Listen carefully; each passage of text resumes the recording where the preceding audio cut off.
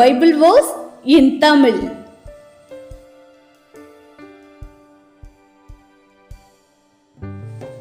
இன்றைய வசனம்,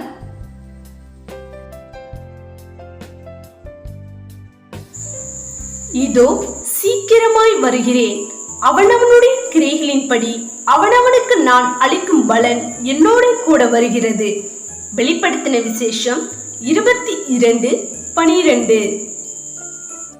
தியானம். கர்த்தருக்கு ஸ்தோத்திரம். இன்றைய தினத்தில் நாம் தியானிக்க எடுத்துக்கொண்ட வார்த்தையில் கர்த்தராகிய இயேசு கிறிஸ்து மனிதர்களின் ஒவ்வொரு கிரியைகளின்படி நியாயம் தீர்ப்பதற்காக சீக்கிரமாய் வரப்போகிறார் என்று பார்க்கிறோம். அதனை குறித்து இன்று நாம் தியானிப்போம். தேவனுடைய நியாய தீர்ப்பானது இந்த பூமியிலே வாழ்ந்த ஆதாம் முதற்கொண்டு அனைவருக்கும் அவர்களுடைய கிரியைகளின்படியே தேவனால் நியாய தீர்ப்பு கொடுக்கப்படும். தேவன் அவனவனுடைய கிரியைகளுக்கு தக்கதாய் அவனவனுக்கு பலனளிப்பார். ரோமர் 2:6. உயிரோடு இருக்கிறவர்களுக்கும் மரித்தவர்களுக்கும் நியாய தீர்ப்பு கொடுக்க ஆயத்தமாய் இருக்கிறவருக்கு அவர்கள் கணக்கு ஒப்புவிப்பார்கள். 1 பேதுரு 4:5. ஏனென்றால் இரக்கம் செய்யாதவனுக்கு இரக்கமில்லாத நியாய தீர்ப்பு கிடைக்கும். யாக்கோப்பு 2:13. நாம் வாசித்ததான இந்த வார்த்தைகளின்படி தேவனுடைய நியாய தீர்ப்பானது இந்த பூமியில் பாவிகளாகவே வாழ்ந்து பாவிகளாகவே மரித்த அவரவர் கிரியைகளின்படி நியாய தீர்ப்பு கொடுக்கப்படும். அப்படியாக அந்த நியாய தீர்ப்பில் இருந்து தப்பித்துக் கொள்ள வேண்டும் என்றால் இந்த பூமியிலே மனிதன் எப்படி வாழ வேண்டும் என்று தேவாதி தேவன் எழுதி வைத்துள்ளார். அதனை வாசித்து கை கொண்டு அப்படியாக வாழ்ந்தால் மாத்திரமே தேவனுடைய நியாய தீர்ப்பில் இருந்து தப்பித்துக் கொள்ள முடியும். என்னை தள்ளி என் வார்த்தைகளை ஏற்றுக்கொள்ளாதவனை நியாயம் தீர்க்கிறதொன்று இருக்கிறது. நான் சொன்ன வசனமே அவனை கடைசி நாளில் நியாயம் தீர்க்கும்.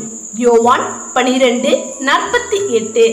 அன்றியும் பட்சபாதம் இல்லாமல் அவனவனுடைய கிரியைகளின்படி நியாயம் தீர்க்கிறவரை நீங்கள் பிதாவாக தொழுது கொண்டு வருகிறபடியால் இங்கே பரதேசிகளாய் சஞ்சரிக்கும் அளவும் பயத்துடனே நடந்து கொள்ளுங்கள். 1 பேதுரு 1:17.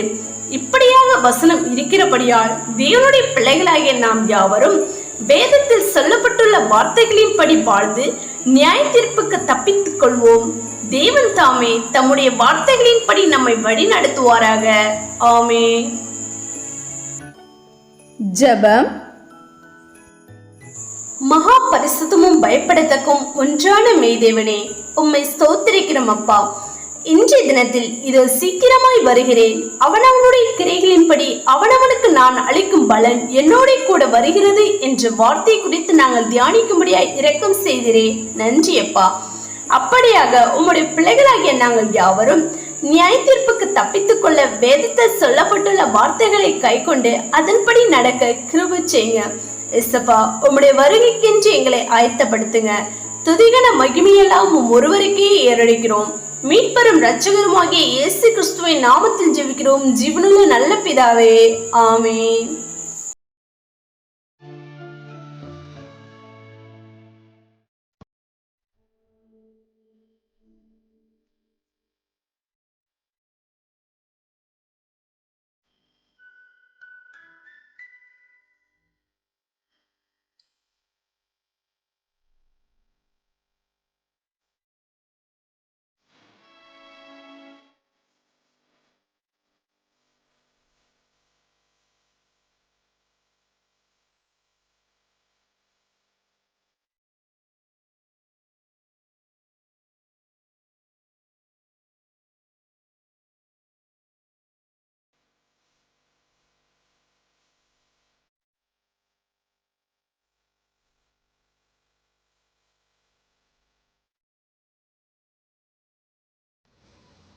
தேவன் தாமே உங்களை ஆசீர்வதிப்பாராக.